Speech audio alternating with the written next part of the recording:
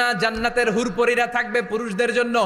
জান্নাতের হুরদের কোনো পিরিয়ড হবে না, মাসিক হবে না। হুরুন আইন, এদের ডাগর ডাগর চোখ থাকবে, মেঘ কালো কেশ থাকবে, সুন্দরী, রূপবতী, গুণবতী, অপ্সরা, প্রিয়ংবদা, সুহাসিনী, সুকেশিনী, সুভাষিনী, দেখলে পাগল পাড়া হয়ে যাবে জান্নাতীরা। দুনিয়ার বুকে চোখটারে নিচের দিকে নামাও, সুন্দরী নারী দেখে তাকিও না, জান্নাতের হুরপরীরা তোমাদের অপেক্ষায় আছে। সূরাতুল হাশরের 20 নম্বর আয়াত তেলাওয়াত করেছি, এটা মুখস্থ আছে অনেকের, আছে না? লা ইয়াস্তাবি আসহাবুন নার ওয়া আসহাবুল জান্নাহ, আসহাবুল জান্নাতি হুমুল ফাইজুন।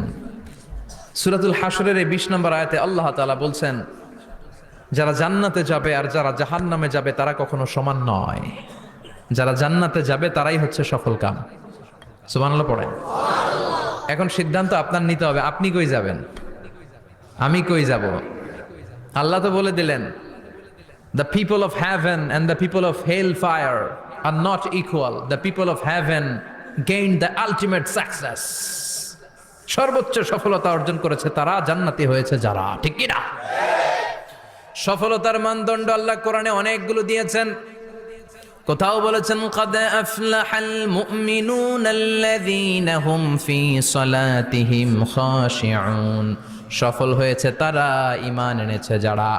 আবার কোথাও বলেছেন قد أفلح من زكاها وقد خاب من دساها, নিজের আত্মাকে পরিশুদ্ধ করেছে যারা, সফল হয়েছে তারা।